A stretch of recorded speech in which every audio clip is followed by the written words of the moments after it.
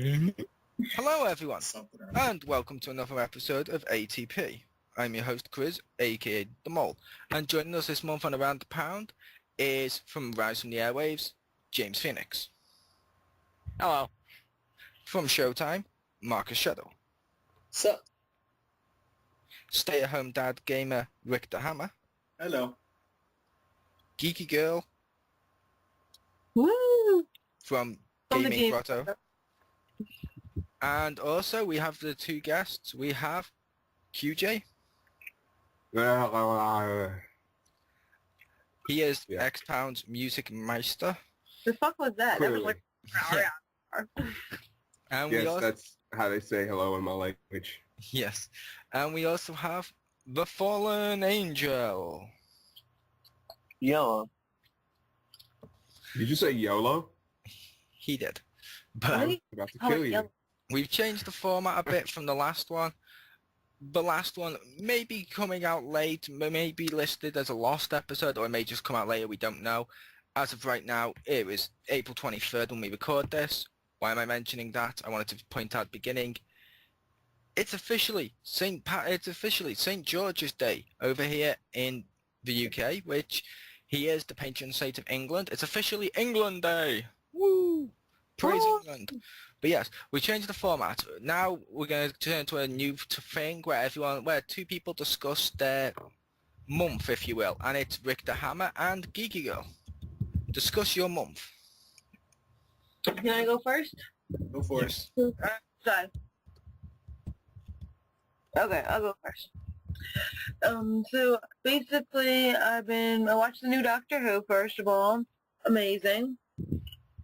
I thought Kage might really like this, so it's kind of like this, spoiler, so don't listen here if you don't want spoilers, because I can understand if you didn't watch it yet, because I don't have the BBC.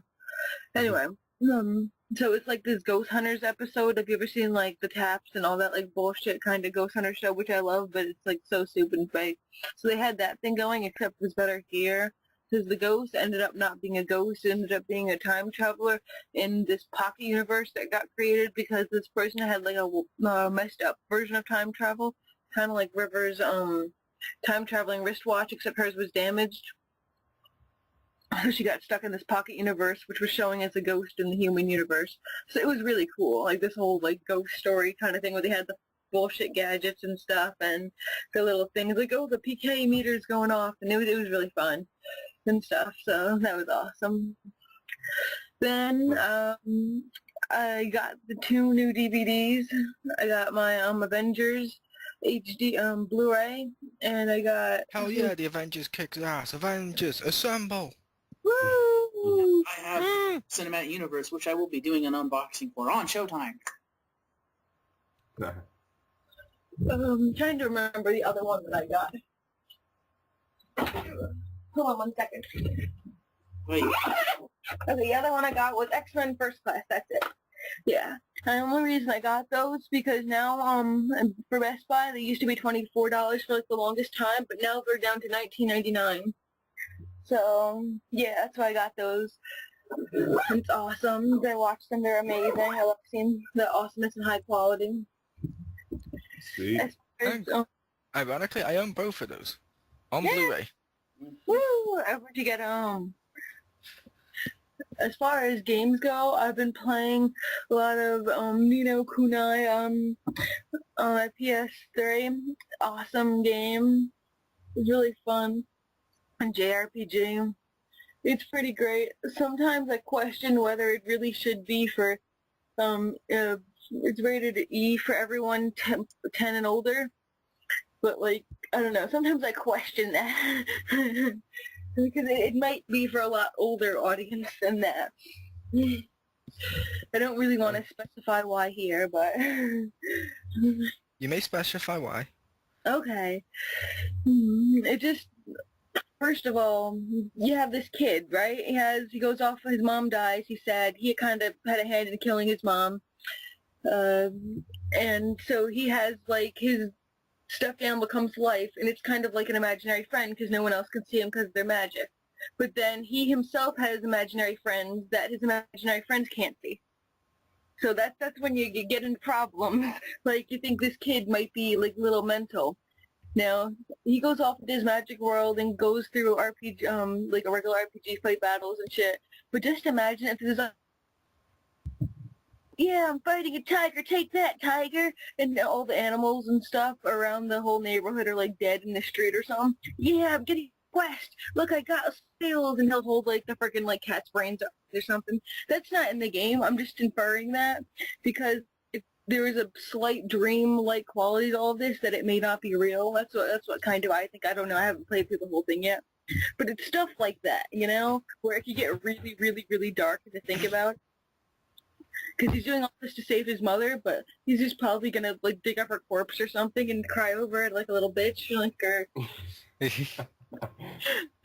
But, yeah. And then there's the whole fucking level of, entering this friggin', I mentioned this on XGR, you enter this mound, it's like a mountain that's the female lady, and you kind of enter her vagina and walk out, make sure her kids get born and help them get born, and then you exit and get born again out of her vagina with the kids.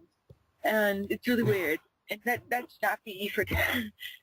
You know, things like that make me question it. You know, for kids. Yeah, exactly. Like, they're ready to be born now. I'm like, wait, what? It's like, why can't I use the entrance that we used before? I'm like, no, you have to be born and cut out her hole and stuff, and it's really gross. I think every game needs a vagina level. Like, shit, it's an apple monster in there, so, you know. Hell, imagine how much cooler it would be if Mortal Kombat had something like that. Like, you do an uppercut on the bridge, and instead of falling down into spikes, they get absorbed into a fucking vagina. Yeah, it'd be sort of like the Sarlacc pit on Star Wars, but still, it'd be a vagina swallowing them whole. Yeah. Doodaloo. And Brutality. Lastly, I've been playing 3DS a lot. It's sad that the best game on the 3DS is a remake, which is still Legend of Zelda. But hopefully I'm looking forward to actually amazing games. I'm not buying any new games until I get my 3DS XL, the Animal Crossing edition. So I'll disagree with that. Best game on 3DS, Super Mario Land 3D. that is also a good game. Let's not argue on that. That game was awesome. Say Monster Hunter. Alright, now I'll give it over to, is it QJ or Richter or who's doing it? Next one? Richter. Richter, and he appreciates how well you remembered him. She got the deep voice right. Someone remembered. QJ's my brother from another mother. But, Oh no. It's cause they look the same. Clearly. oh, basically this month, I never do much. But, for DVD-wise, I've watched, season 4, both discs of Robot Chicken. Got those from Netflix. Nice. Really like that show. Then I actually watched some of the scenes that they cut out, and some of those I was like, I wish they had done those because they were actually funny. Other than that, I had a nice week off where the kids were visiting their grandparents, so I could sit there and play Prototype 2 all day, and all the fucks and all the other shit that he says wasn't warping little minds. So yay. Oh, dude, you didn't bother to get on his Skype and talk to us. What the hell, man? I was So- busy. So you're basically like Milhouse's dad on The Simpsons minus the divorce. Yes, exactly like that.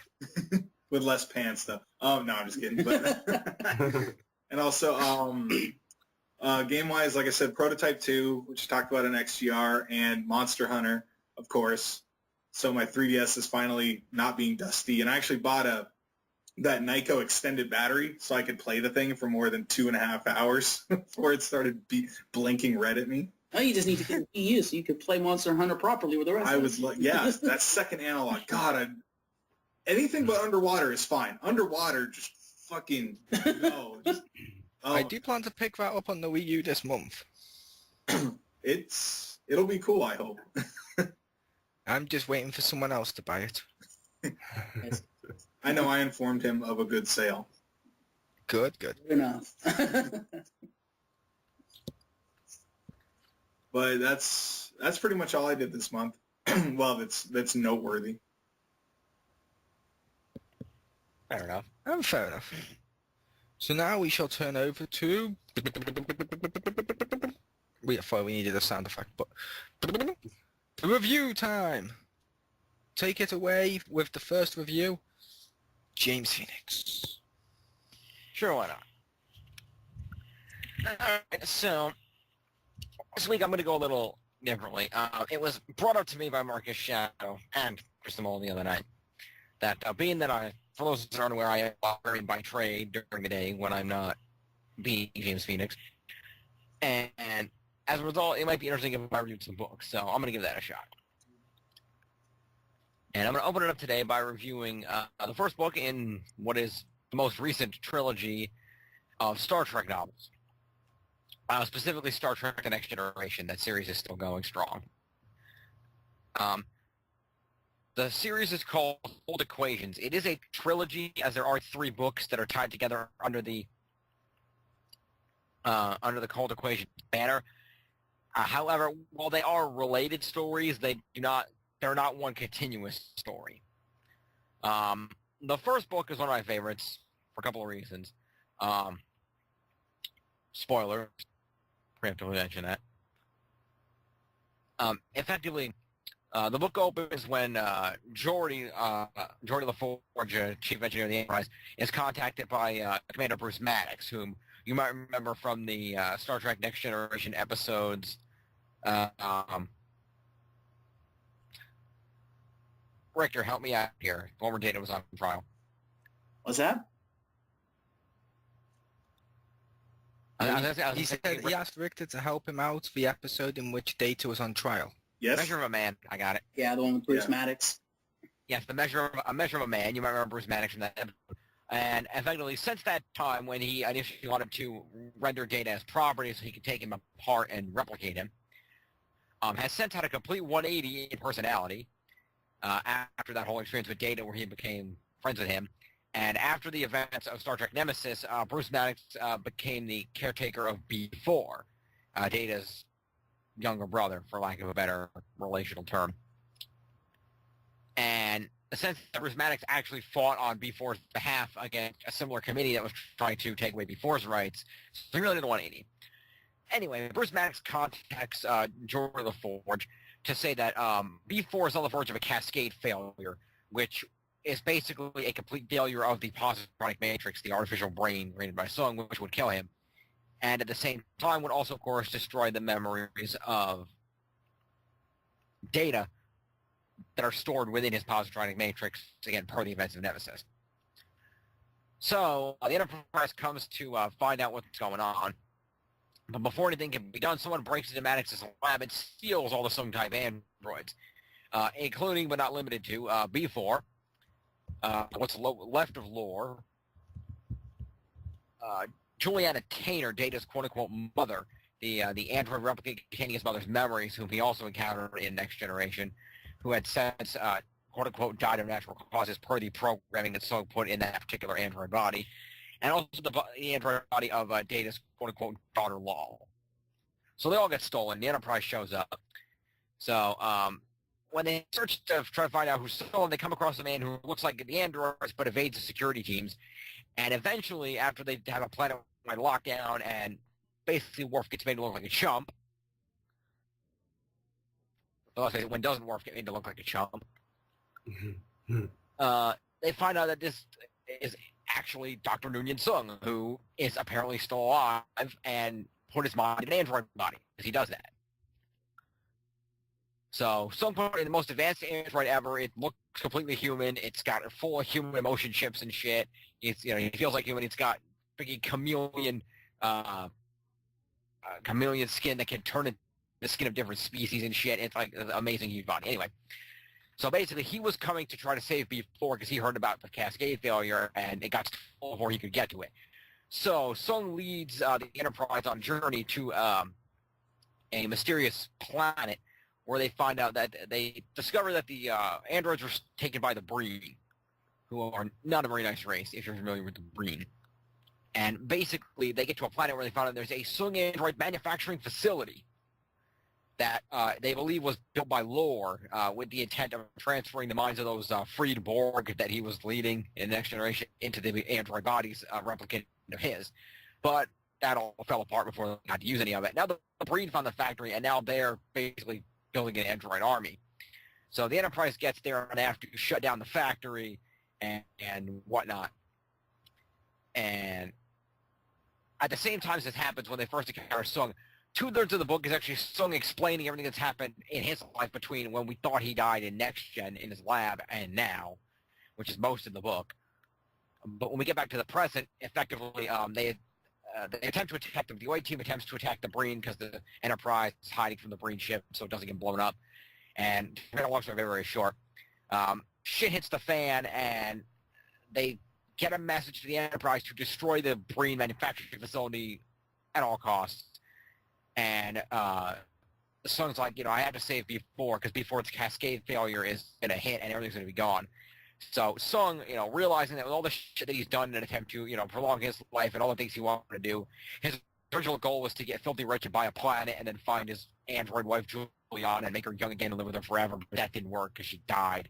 He was going to help Data, and then Data died, and he just had bad luck. But anyway, so long story short, he realizes, I fucked up pretty much everything. Let me do the one thing I can do right. And he effectively, repairs B4's body, temporarily putting all memory into his own android body. That puts B4's mind back into B4 once he's stabilized, thus stabilizing B4 permanently, although he will never grow beyond what he was. And so sacrificed his own, effectively, life and consciousness to reboot Data in his body, thus bringing Mr. Data back to life. Which is awesome. At the end of the book, Data turns down an offer from Picard to reactivate his Starfleet commission, as now that he has all of his father's memories within his android brain, something Sung left him, he realizes how much his father disapproved of him being in Starfleet, and he decides instead that he's going to, primarily, he finds out via Sung's memories that there is a man out there whom, and a man who's been alive for 1,000 years. He once went by the name of Emil Vakovic, but he's been formerly known by a lot of names. He appeared in the original series, a lot of different things. And effectively, he's going to find him because this man knows how to reverse cascade failures in positronic matrices, and Data believes that he can get this man to help him resurrect his daughter, Lal. So, sort of carrying on his father's legacy of trying to help his child, and that's where the book ends. Overall, I really liked it. It's a fun book. If you're a fan of Star Trek The Next Generation in any way, especially if you're a fan of Data, you need to read this book. It's out there. It's, like I said, written by David Mack. There are 2 sequels to it that tie into it, also by David Mack. They are not directly connected to it, but they are related, so that's pretty awesome. So do check the book out if you have a chance. It's available, like I said, it's on Barnes & Noble, Amazon. You can get it for $7-8. Your local library, check it out. Give it a shot. I definitely encourage that, and all of the Star Trek EU. Good stuff. I will hopefully be reviewing the other books in this series in subsequent Around the Pound or other times later, so stay tuned for that. That's all for me. Thank you. Thank you. And next time you reviewed, yes, you went overtime by a good few minutes, about 2 or 3 minutes. Why didn't somebody tell me? I did. I typed below time, Jim. I'm not paying attention to below. That's where we're going to tell you the other thing. But it's all cool. But yes, thank you for that. Thank you for that, James Phoenix. And now for the next review, I will turn it over to Marcus Shadow. Well, did you want to see there's what? I was saying, was there any commentary on that? I thought we were going to comment on the reviews. No, we were commenting. We were meant to be commenting on the months. The reviews were just 2 little quick reviews to break up the big discussions. It was just a fact no one seemed to discuss much in the last segment. Okay, fair enough. But yes, like I mentioned, blah blah blah blah blah. Turning it over to Marcus Shadow, because this bit can be cut after as a turn over to Marcus Shadow and just start with Marcus. What? Oh, I'm sorry. I kind of fell asleep. All right.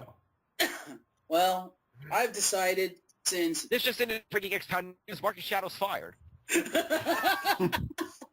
I was gonna say if he goes over by like 2 minutes, you can like fly out here and strangle him. That'd be really funny. If he's fired, does that mean Marcus Shadow will be the next TNA champion? Hey, at least I don't have to inside joke for our old Wrestling X-Pound fans. Anyway, since Phoenix decided to go Star Trek this month, I decided to follow suit and I'm going to talk briefly, and I do mean briefly, about Star Trek Online. Primarily briefly because I do hopefully plan to do a full review of this later with the permissions of Chriz the Mole, GeekyGirl, and my good friend, the Sad Gamer over here. Because there's a DLC coming out for it, which, from what I understand, I talked to somebody who actually played it on the test server, and it sounds awesome and highly detailed and stuff, and you get to play as the Romulans! Yay! Been looking forward to that. But yes, Star Trek Online, a massively multiplayer online Star Trek game where you play either Federation or Klingon. You don't gain access to Klingon until you reach level 25, which, in my opinion, kind of crap, but hey, it's Star Trek, and it's still awesome. This takes place after the crapfest known as Star Trek X, or Ken Nemesis, and actually takes place after Abrams Trek, I apologize, where Spock Prime is not there, so you get the voiceovers by Leonard Nimoy kind of force ghosting it, because he does all the narration. And it takes place after that point where the Federation is now half in shambles because they're at war with the Klingon Empire, who, because Romulus is now destroyed, and the destruction of Romulus and like half of Remus has now destabilized the entire Alpha Quadrant, the Klingons are like, okay, fuck it, we're taking back over. Now that there's a vacuum of power, fuck it. We're the Klingon Empire, bitches. You belong to us now. And Federation's like, that's not exactly true. We're still here. So there's this war going on between them. And it's actually pretty cool the way they've done it. I do like the game. The graphics are decent. The sound is really good. You know, you get some of the classic sounds of war phasers, weapons, stuff like that. You get some good voice acting from a couple of classic actors from Star Trek, notably Denise Crosby, who comes back as both Tasha and Celia Yar. You get, of course, Leonard Nimoy as Spock. I think you get a couple other ones too, but, you know, kind of hard to get those actors to come in and voice. But I've been playing STO since beta, and that was several years ago. It's come a long way since then, I will say, and it's a far better game now. If you're a Star Trek fan and you're an MMO fan, I do very much encourage you to try this game. It is a great game. It's free to play. They've vastly improved the space combat mechanics, and they've all but overhauled the ground mechanics, adding now what's called the shooter mode, so you can shift between your standard MMO RPG style, running around pressing 1, 2, 3, 4, 5 to do your attacks, in favor of going into a shooter mode where you literally get to aim with your mouse, and it's like you're playing a first-person shooter or third-person shooter. So it's pretty cool. I look forward to seeing what they do with, again, with the Romulan stuff. And James Phoenix, once he gets a new laptop, which should be pretty soon, he'll be playing that with me. That's why I do plan to do a review. And should Chriz the Mole decide to re-download this game, perhaps we'll do a 3-way review. That's all I have to say about STO. Thank you. And you kept it under time. Woo! Congratulations. And next, we'll turn it over to the main discussion portion. This main discussion this month was brought to us by Marcus Shadow, and we're going to be looking at TransMedia. TransMedia. TransMedia basically means when one thing crosses over into another, like a game suddenly becomes a movie, or a book suddenly becomes a movie, or a TV show, or a TV show becomes like a comic. It happens all the time. We're going to be looking at that. To start off with how we feel about TransMedia, since they haven't said much this portion, I'm going to turn it over to the guest, QJ. Okay, well, since you brought it up, I'm going to take a minute to plug something that I'm doing that is involved with TransMedia. I'm actually coming out with an album later this year that's going to be a concept album, and a friend of mine from Florida is a film director who is going to be collaborating with me, and we're going to work on a short film based around the story that the concept album is going to be fixed around. So yeah, I'm all for it because it's basically a chance for you to see something, a work of fiction. I mean, well, it really depends on what it is, because it doesn't have to be fiction, but anything any kind of franchise in a different light. You get to see something that you like, for example, what they were planning on doing with the Dark Tower series when they were planning this huge franchise where they wanted to do a trilogy, and then they were going to do like 2 different TV series based on the story that was going to continue it. It's just really a really great avenue to expand upon, as long as it's used responsibly, because if you don't, you'll end up, Monday, it'll seem very much like you're trying to Cash in?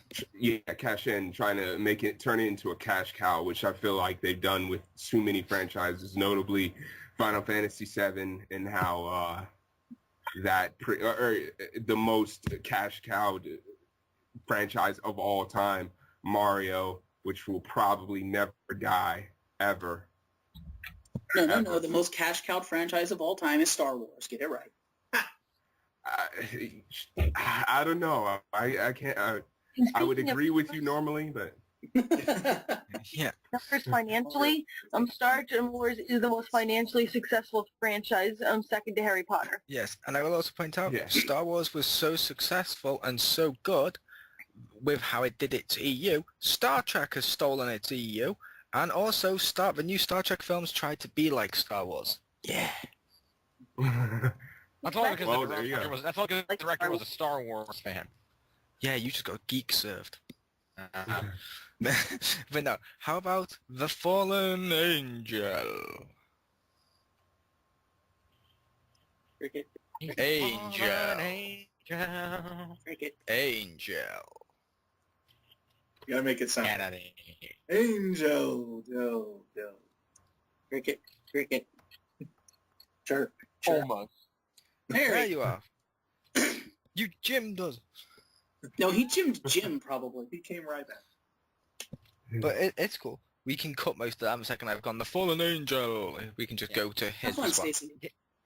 Did Rick just say he came Ryback? Yes.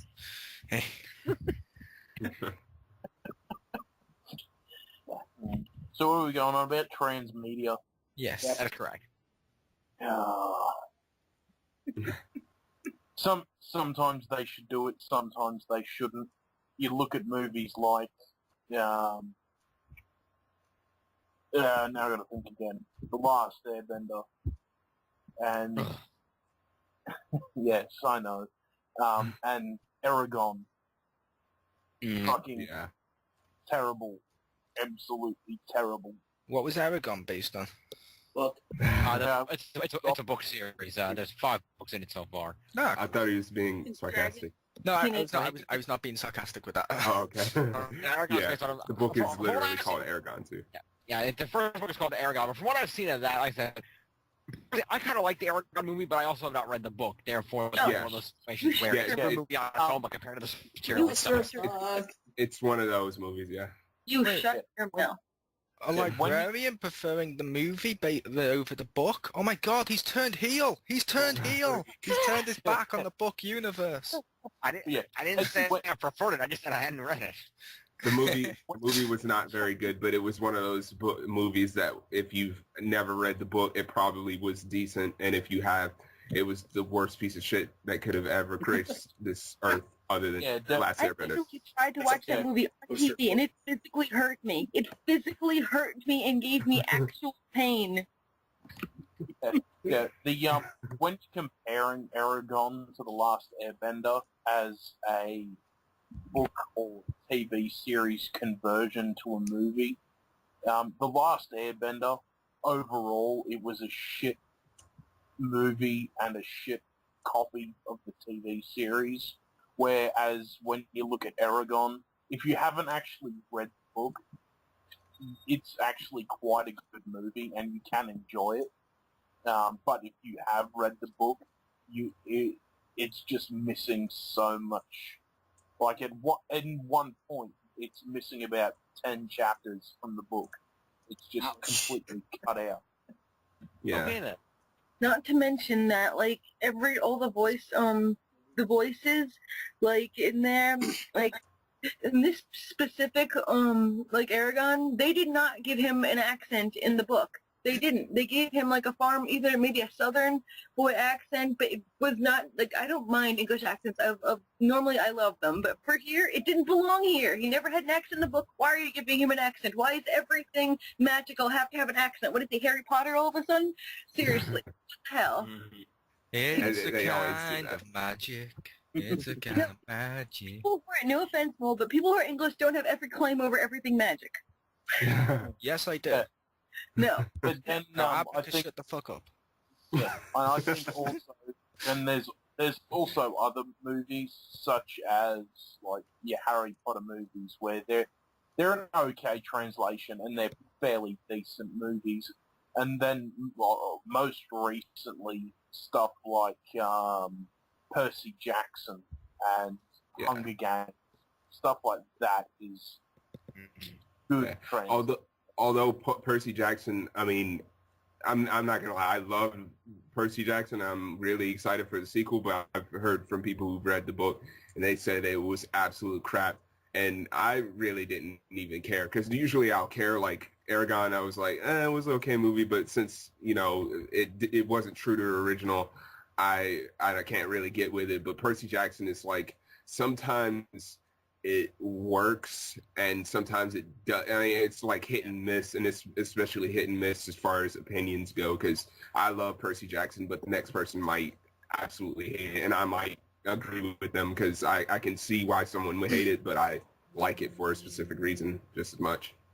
It's like Yeah, I can understand that. I'm a big fan of Percy Jackson, the movie, also. But from what I haven't read the actual book, but I've read about what the book's about. And from what I read, they did make quite a few changes in terms of the plot. One of the major issues being that apparently in the book, Luke is not actually the villain.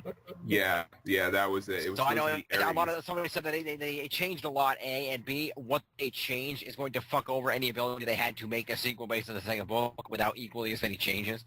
Yeah, I was wondering about that because I did my research on that, and so sometimes they shoot themselves in the foot, and that was a situation where they really didn't even have to, because in normal situations where they do that, it's usually that the next book, it hasn't come out, so they're like, okay, we're going to have to make up an ending or something like that, but this was a series that had already been finished by the time they made the movie, so it was like, that there was no real necessary reason for them to do that, but maybe they knew what they were going to do in mind, and they might be able to do damage control in some way. Luke is definitely coming back. He has been spotted in the trailer for the new one. Yeah, I saw that. Mm-hmm. I just wonder how they're going to use him. New 52, bitches! Yep. Have you seen that movie, Ella Enchanted? I have seen Ella Enchanted. Because the book is very different than the movie. It was I mean, a that's book? one rare instance where the book No. and the movie are both equally good for different reasons. Because I really liked that movie, even though it was almost completely unlike the book. You see, I'll be honest, I did not know that was a book. However, I will say with TransMedia, when we're discussing it, my favourite forms of TransMedia aren't like the Lord of the Rings, Harry Potter films, or the Last Airbender and stuff, the ones that try and be a direct adaptation. My favorite ones are stuff like the Star Wars EU, which just expands upon what's there and then gives you like a load of new stuff to build upon while maintaining what the original source stuff still was, unless Lucas edits it. But still, keeping what the original source stuff was and just expands upon it. Or B, like most comic book movies, because people know I'm a comic book fan. Like most comic movies, where they're like, okay, we're gonna take let's take Batman. Okay, what's important to the character as a whole? How does the series feel as a whole? And let's just build upon that. So it's a brand new story to people that have seen the comics, but at the same time, it still keeps the heart and soul of what it was, but doesn't get bogged down with it's not adapted properly and stuff like that. If that makes sense. And then it's completely shit the third movie. So I was gonna say the whole. Go ahead, Jim. I was just gonna say the whole thing with the worst form of transmedia. I think I could speak for everyone with saying that it's movies that are based or video games based on the movies based on something else. Yeah, It's I was the gonna say, worst. I'm just gonna mention one more to the whole. This is the whole process they go through in the comic books. So they did that, and the answer was a nipple suit and a bat credit card.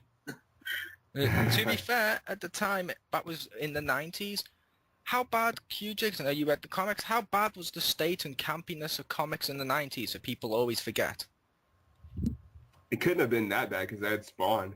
I point you to Maximum Carnage or the Uh, Clone Saga and stuff. Yeah, the 90s in comics, Jim, pretty much it hit a spike, and I'm aware you were joking, but still, it hit a spike in the 90s of they were just like, it's campy, it's shitty, fuck it, let's just keep throwing shit, let's try and give stuff attitude, which didn't work, like making Supergirl have a mohawk and muscles, and it's like, it doesn't really work, but the films that came out, ironically, in the 90s, some of the stuff, like Batman and Robin, ironically, is better than some of the comics in the 90s. Yeah. What was acceptable in comics in the 90s, Mole, and you'll understand this and appreciate this, I point you to Rob Liefeld.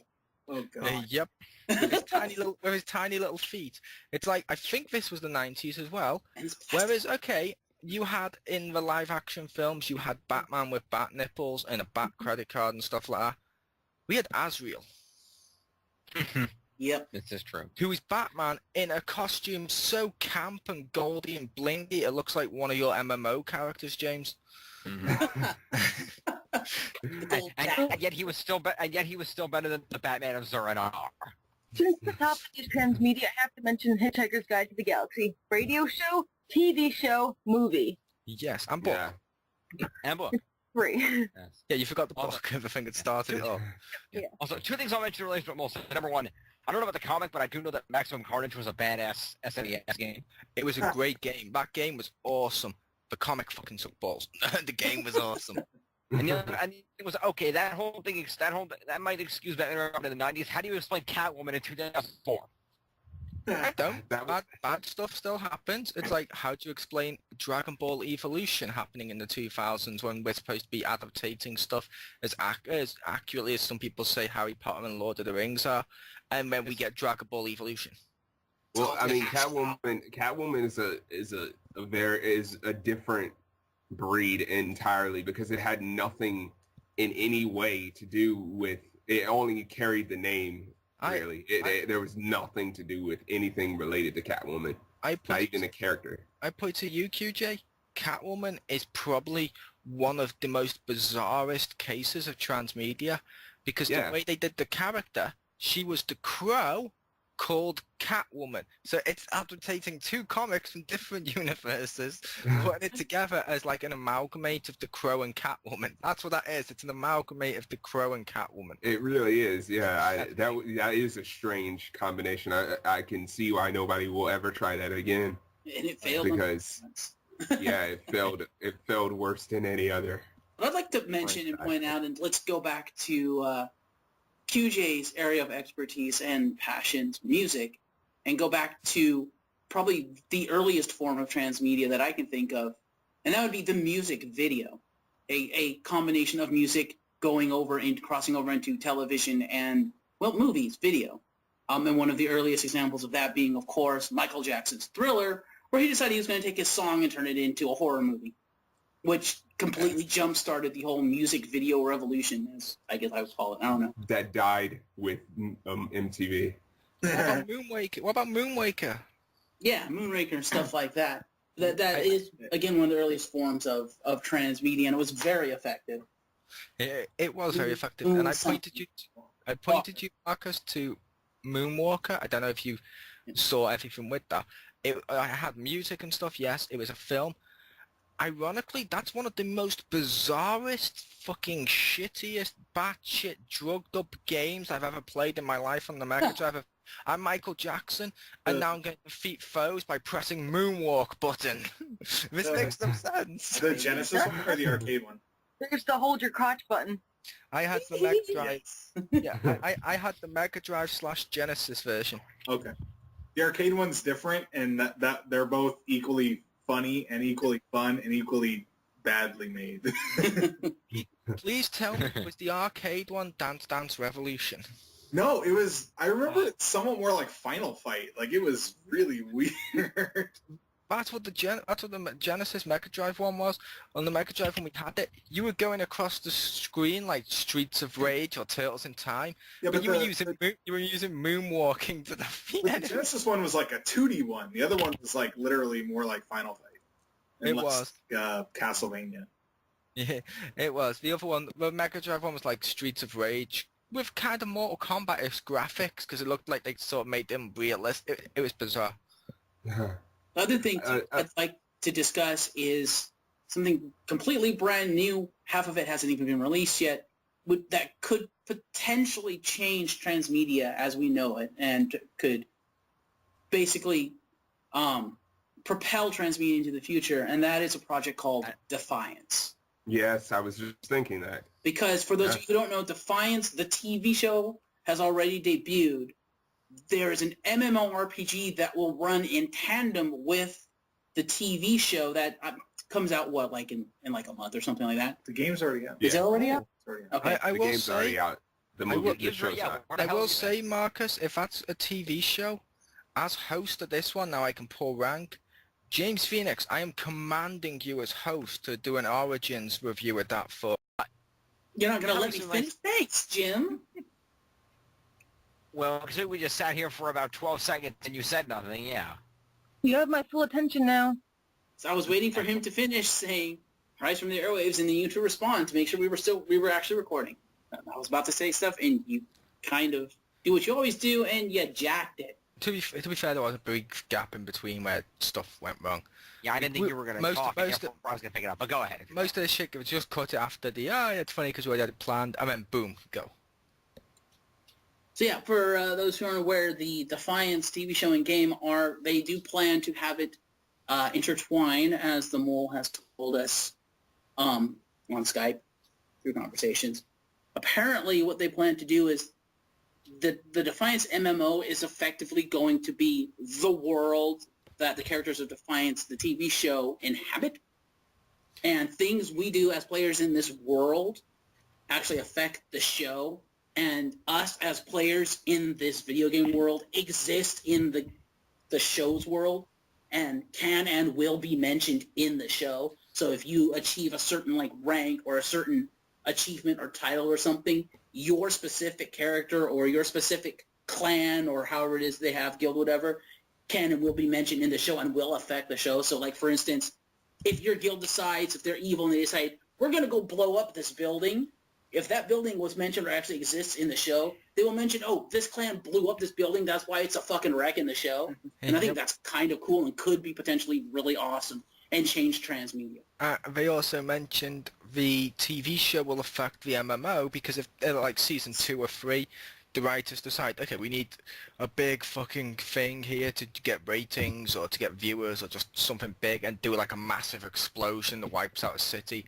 Chances are that MMO is actually going to bring out DLC or something that will erase that city and create like new landscapes around the rubble and stuff. Which that's kind of awesome. It's two things existing symbiotic relationship-ish. Yeah. It's cool. Yeah. It's like an interactive experience. Yes. A new type of interactive. And how about you take it away, James Phoenix? Oh, well, yeah. Like I said, the review for that Horizon from the Airways will be coming in a couple of weeks. It will star, at the bare minimum, myself, Chriz the Mole, and GeekyGirl. We hope to have Marcus Shadow. Hopefully he has time to watch it. Anyone else who's watching it, do feel free to join us.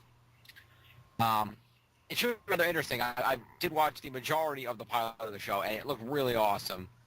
I do intend to fully watch it before the review, but I really think it's going to be pretty interesting. I'm not sure I'll buy the game right away, but I will probably eventually either buy it or try it on PlayStation Plus if I get that or something. But it does seem rather interesting. But I do also seem wary of having this so interconnected because, as the lesson has been demonstrated many, many times, and yet game developers still don't quite seem to grasp the concept that online MMO players are the biggest, sickest, dickish motherfuckers on the face of the planet, and they will intentionally fuck that universe to all hell just to see what it does to the show.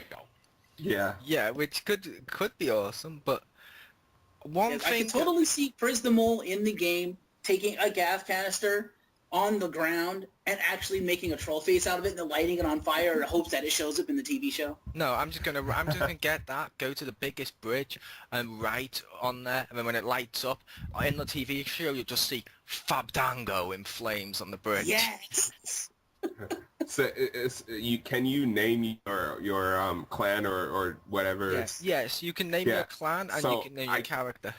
So if I make a clan and I make a clan called Suck These Nuts, and I go and blow up a building, that could potentially be the name of what they call it in the show. I'm relatively sure that like most MMOs, they've probably got mods that watch for people doing names like that and will immediately delete you or forcibly change it to something else. Even if they allow it, what they will do in the TV show, they'll probably go, because multiple players will be doing the same missions. They'll probably find which player who achieves this rank has the best sounding name for a TV show. I mean, at the end of the day, I don't see anyone passing with, oh yeah, did you see who just blew up that building? He was a big dick 52928122220XXX_ass. Oh, I see. He's from that clan. Mention the number again. I think I know. I went to school with his father. Yeah. That's funny. Well, I have... No. Sorry, what was that? I have played the demo, and like the way the combat system works and leveling up trees, it's really expands, kind of like how the leveling up system was in Final Fantasy X, but except less confusing, like more organized. So it's really awesome the way that the whole leveling up system, the battle system works. So I really look forward to it. I want to get the game. I agree. I played the beta too. Unfortunately, I will mention it's region locked. Yeah. But basically, they're meant to be possibly fixing that in the future or something. But still, the beta itself was unbelievably fun. However, I'm going to turn over now to the Fallen Angel, because I have a form of transmedia we hadn't thought of, which I would like the Fallen Angel to discuss this. Toys that turn into video game characters. Oh yes. Long live the Skylanders. And the Giants. The Giants, the Swap Force, and the upcoming Disney Infinity. Hell yeah, and Pokemon Rumble. We want Power Rangers. We want Power Rangers. No, we want Star Wars. That too. But I want Power Rangers like Super Sentai. That'd be awesome. What do you think of that form of transmedia, Fallen Angel?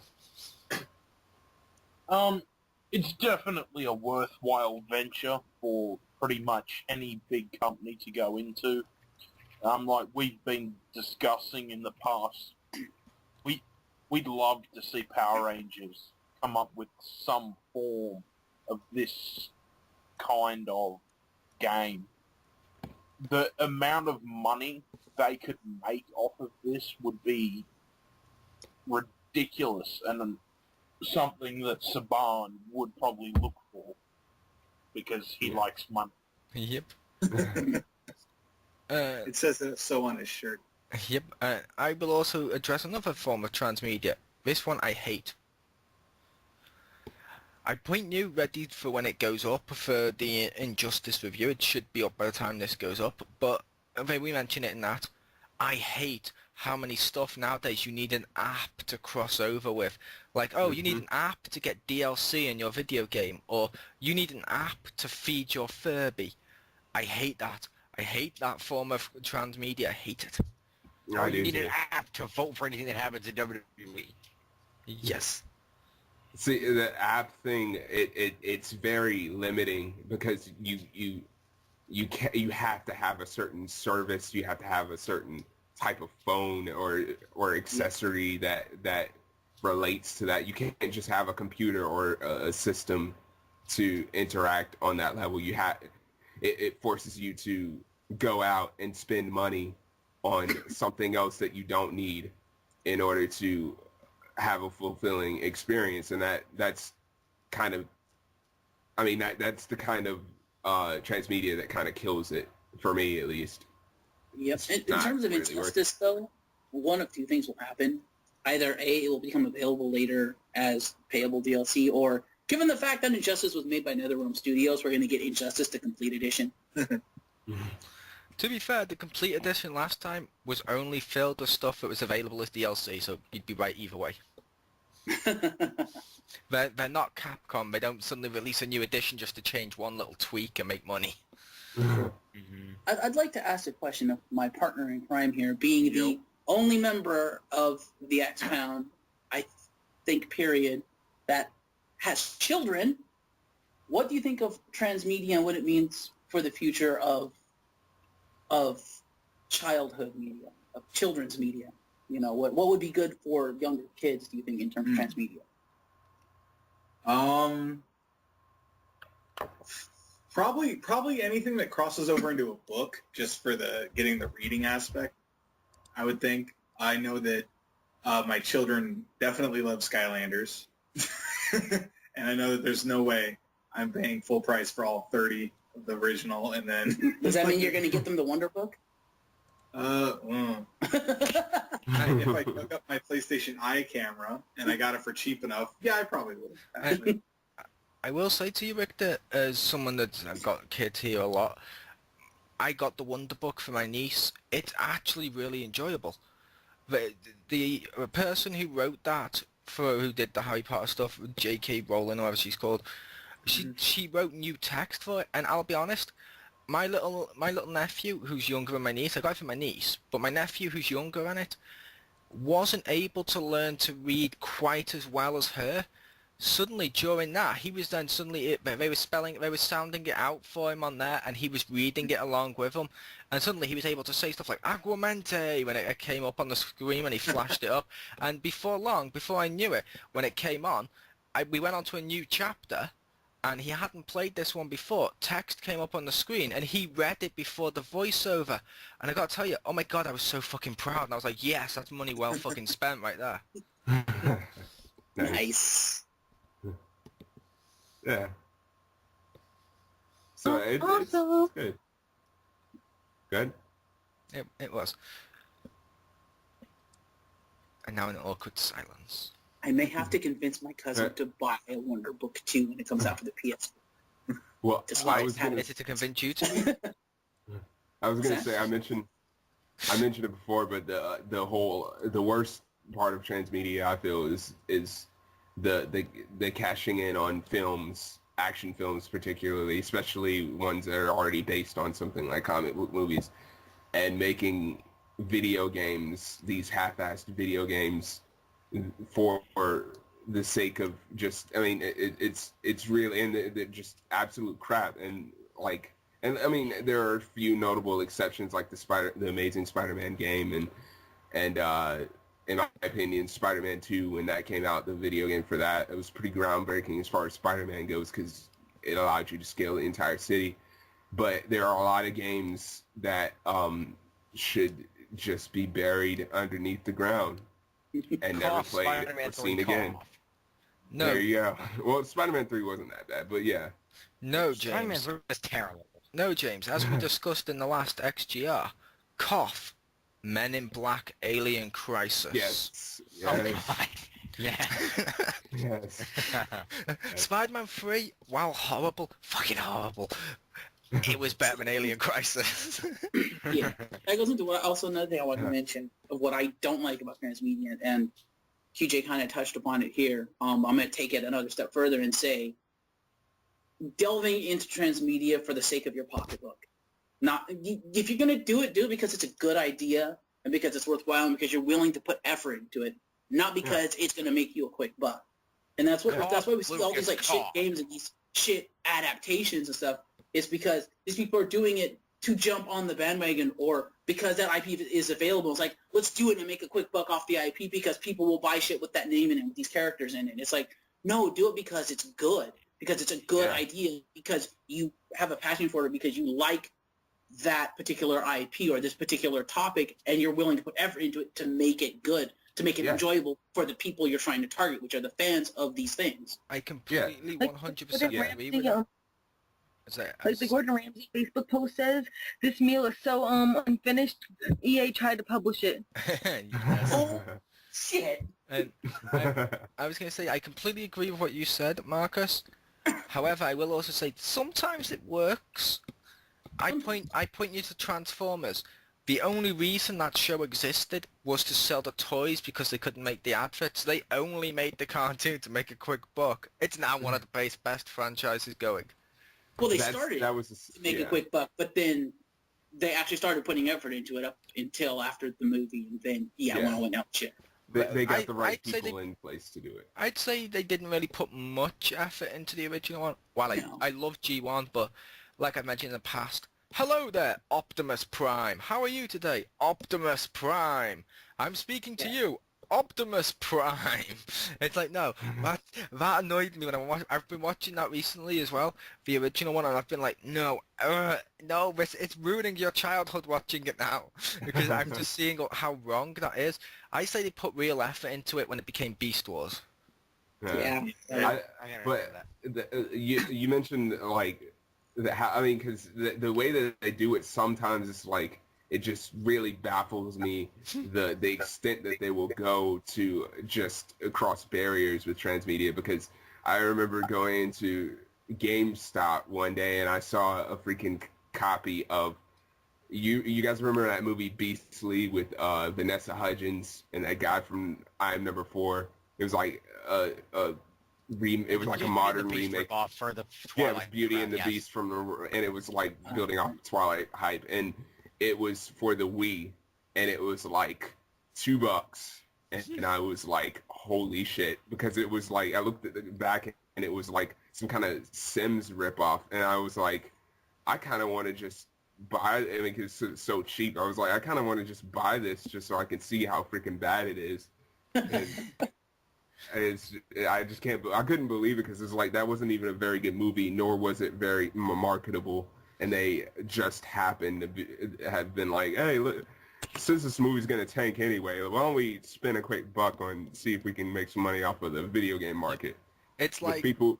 It's not even marketed towards people who even play video games. Like who watches Twilight and plays video games, really? More people than you think. I'm sure, but they were calling for a Twilight MMO at one point. Well, yeah, that would have. Oh god. I think they want to even put themselves in Bella's place and have sex with sparkly, shiny things. Hang on, if I play that game with you, Richter, the Twilight MMO, will you teach me which button's the dramatic stare? So I can spam dramatic stare? I imagine you don't push any button, and the default is dramatic stare. That'd be awesome. Twilight MMO, now with 2 playable factions. You can either play as Team Jacob or Team Edward. Or you can play as a girl and attract. Also, I forget. Only Yeah. I played Also, given the way these franchises headed, I feel the need to ask, how long before you people force us to sit through a damn My Little Pony MMO? What do you mean, you people? Okay, I would support that. Shut up. My Little Pony. Like I said, she's European. What do you mean, you people? Shut up. What do you mean, you no? But I will also, while we're talking about transmedia, this is technically transmedia-ish.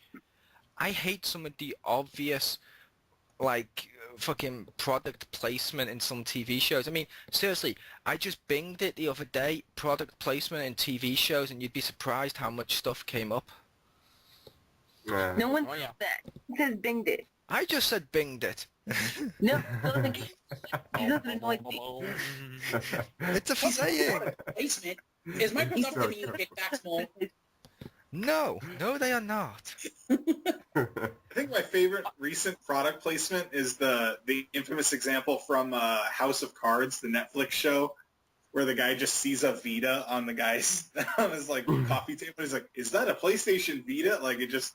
In context, it looked pretty. It didn't look like it fit. It was pretty gross and hilarious, though. When you mentioned flashes of Ghostbusters 2, where Ray uses an NES Advantage as the control stick for the Statue of Liberty. Yes. And it's flat out an NES Advantage hooked up to the Statue of Liberty. Everyone was like 8. It's like, hey. See, ironically, that one totally worked. But yeah, some of them don't work. Like the NES in Ghostbusters worked. Because, come on, they were just gimping, well, not gimping, gutting whatever the fuck they had lying around. It worked. Of course, it was Xbox Transformers. Yeah. Exactly, I was about to say, in Xbox you had like, not in Xbox, in Transformers you had stuff like you mentioned with that, or let's talk about one of the big ones as well with TransMedia, and I realise I'm insulting the 360 with this, but I'm not. I'm also insulting PlayStation because they've done this too with Home. Oh, no. Making you spend loads of actual money to buy digital clothes with Transformers written on it, or fucking, oh look, Sony out the kindness of their heart have charged me money to walk around their universe advertising their games of Little Big Planet. How nice of them to give me this. Or Microsoft have basically done the same thing with, oh, I get to dress my avatar as Master Chief so that all the people can then say, oh, he's a Halo fan, we must get Halo. How nice of them to charge me for that. I just want to. I'm just gonna say this, and that's all I'll say about the subject. But the Metal Gear series that reminded me of how the Metal Gear series with the first one. I mean, I consider this to be the first one, but the third one where you played as Big Boss and was in the '60s. Then you come out with a sequel for it for the PSP called Portable Ops. Okay, I'm like, okay, I have the PS2 now. I got to get a PSP to play the sequel. Okay, that really annoys me, but okay. And then they'll come out with Peace Walker, which is for the PSP. Now they're coming out with a freaking sequel to that for the PS3, and I'm like, that really pisses me off. How are you going to come out with 2 sequels for a handheld system to a game that was on one system, and then come out with the sequel to all of them on the next gen system? It just made no sense. I don't like how they force you to get Kingdom Hearts is the exact same way. They're even worse with it. I don't like Kingdom Hearts in relation to that. That's what I was gonna say. That's the worst kind. It's like I hate that kind of that's the biggest kind of money laundering kind of form of no, the biggest kind of money laundering that both Kingdom Hearts and also God of War did is, let's do that, and then to make more money, we're going to take those handheld games and we're going to port them to the system. Yeah, and then make you waste your money after all of that. It's exactly. When you wish upon the dollar. Yeah. But I really don't know. I thought of another form of transmedia we had a discussion, so let's go into this. And this goes a couple of ways. 3 things I want to mention here. Number 1, how about video games to TV? Pokemon, anyone? Yeah. Welcome to the Super Mario Brothers Super Show. I have to mention, just because game, we're not like the others who get. Sorry. I was just going to mention, when you mentioned games that became TV shows, this one's I do love this one, and I know some people hated it, or really hated it. Sonic X. Yeah, Sonic X wasn't that bad. Sonic X was not that bad. I loved the fact it was more popular, ironically, fun little fact, it was more popular in the West than it was in Japan, where it was actually made, to the point the West got an actual new series of it made just to finish the season, whereas the Japanese like, no, take that shit, which they're also doing with Dragon Ball Z Kai as well. They're getting the Buu Saga, or Japanese like, no, you haven't done a good job with Kai. Kirby. I liked was the Mega Man cartoon series. That series was awesome. That was Into Warrior. The hell on Mega Man X. You didn't like the Legend of Zelda cartoon? I was going to bring that up. Excuse me, princess. I was waiting till he said that. I thought he would. Richter, please slap him for me. Okay. Ow. Quick, Jeff, hide behind the invisible wall. Anyway, the next thing I want to bring up was, it kind of goes both ways, but I thought might be relevant. It is what she said. But the first thing is, since this has been happening a lot recently, certainly with older things, how about TV shows to movies?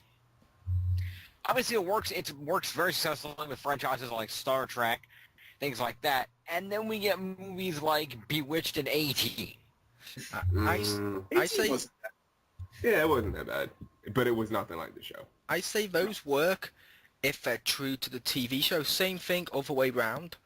Like, for example, when you did that, where you've got like the Star Trek films of the series, but they're still in touch with what the series was. They're making sure that it's basically a love note to the audience of the TV shows, or Serenity was for Firefly. It worked. Then you look at the other aspect, and you've got Starsky and Hutch, which basically was like, yeah, we think the original show was piss poor. We're gonna mock it as much as humanly possible, but the fans of it are gonna be the ones that buy it. Cause like a Starsky and Hutch film, cool. Then they sit down and watch it, like, wait, why are you just basically giving me a troll face? Look, I'm raping what you wanted me to.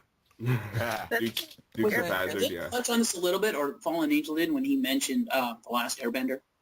That's what I said. Yeah, he did. And like I said, it also works the other way around as well, James. Like, I point to you, a kind of bad film, but an awesome TV show, Buffy the Vampire Slayer. This is true. This is true. I also enjoyed the TV show 10 Things I Hate About You. Oh yeah, I heard that was very good. I did not see the TV show. I did see the movie. I heard it was good. But the reason I want to bring up the reverse is because I thought something relevant to mention that there will definitely be a wrestling series Origins on coming up is Agents of S.H.I.E.L.D. Yep. Yeah. That will be... Technically, that's not a movie to a TV show. That's more... like a spin-off. That's a comic to a movie to a TV show. True. Which has never been done. That's the ultimate transmedia. Yeah. Third stage evolution.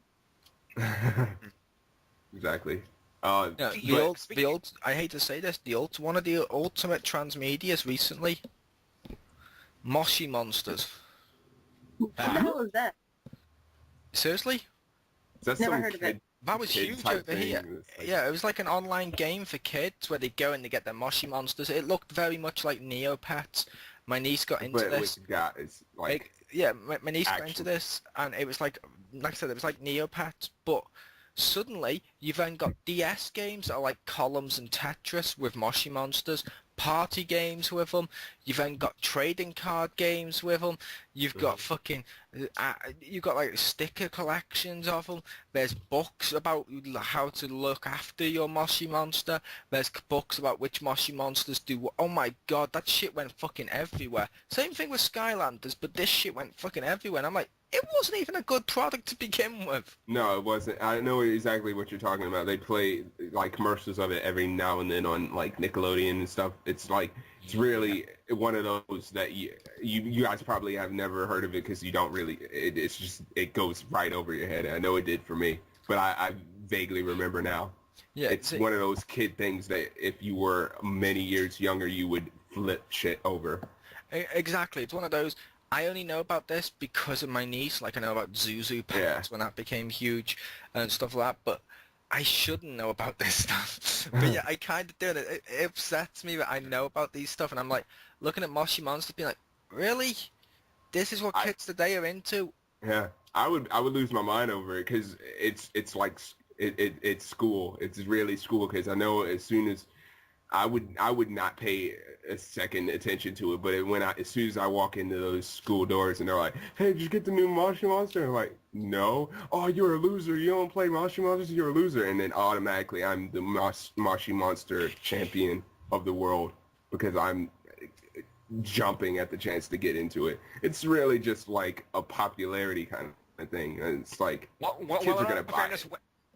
Well, in all fairness, when the majority of us were of a younger age, I believe our equivalent was in fact Pokemon when the whole Pokemon card craze hit, and we were all buying Pokemon cards, even though, at least to my knowledge, absolutely nobody that I knew had any idea how to play the fucking game. You just had the coolest Pokemon cards. See, we always used to play the trading card games, probably with like little gemstones and shit back when I was in school. But Pokemon, I say Pokemon's better than Moshi Monsters because the anime, while I don't like it, had some substance, and the video games were a lot more than just a virtual pet. This is basically Tamagotchi turned up fucking 200 degrees. Yeah. And it's like, no, this is horrible. It's like, I actually heard, my niece said to me the phrase, and I don't know if this is true or not, or if not she was just lying. She actually said to me, when she was here once, it was, "Uncle Chris, please, I need to use the computer. Please, please. And she starts to cry. I said, why not? Why? If I don't, my pet will die. And I'm like, holy fuck. Part of me just wanted to laugh like fuck, but part of me's like, oh my god, it's like the saddest thing ever. It's this child crying, her pet's gonna die. And it's like, in all fairness, how obsessed were people in our generation over the fucking Tamagotchis and Gigapets and shit? I know. Yeah, because you would have your friend take over for you if you got grounded. I got grounded once, and I was like, dude, you're gonna have to take care of my Tamagotchi pet because I can't do it for the week because I'm grounded. My mom catches me. It's just so terrible because they guilt trip you and keep playing it until your batteries die or your Tamagotchi pet dies. Yeah, it's like, I hate to say this because I know we insult these games a lot. Like Call of Duty, we insult Call of Duty. Okay, if you don't play Call of Duty, oh no, some people are better than you. And if you're playing it, oh no, if you suck, oh no, you suck. Yeah. Stuff like Moshi Monster, if you suck, you're the cause of your pet dying, your hopes and dreams dying. Exactly. Did Richter's kids ever get into Moshi Monsters or Zuzu Pets? I've never heard of Moshi Monsters, but no, I don't. I steer them away from that stuff as much as like. His kids are cool. I hate to say this, you should have steered them towards Zuzu Pets, only because I got a friend of mine, as you all know, if long-time listeners of The Crispy. I saw Zuzu Pets, and this is kind of transmedia because it was a girl's toy. It then swapped over to be a boy's toy, and it was the exact same thing, this little virtual hamster. However, you then got like Robot Wars armor for this fucking hamster, placed it on top and placed it in a pit to fight to the death. And I actually said to my friend, the Christmas, I was looking at it, I go, okay, I know this is a child's toy, but do you want to go half-season, and buy this fucking battle arena and start getting some of these to start dueling each other to the death? He's like, dude, and I'm like, what? You have a fucking computer game in your trolley. I'm like, yes, but it's not a hamster battling to the death. And that's when he walked off. And not only that, one of my much younger cousins was into that, and I bought it for Christmas one year, and I found out they got all kinds of, they got like Ninja Zuzu pads, and like, you know, like fucking like Spaceman Zuzu pad, and like fucking all kinds of different shit. Yeah. It's crazy how they're able to make that kind of thing so appealing and so broad in how they keep it out. The boys one, when they swapped over, it was genius putting fucking armor on it, making it dual, or like Jim said, turning it into ninjas and stuff.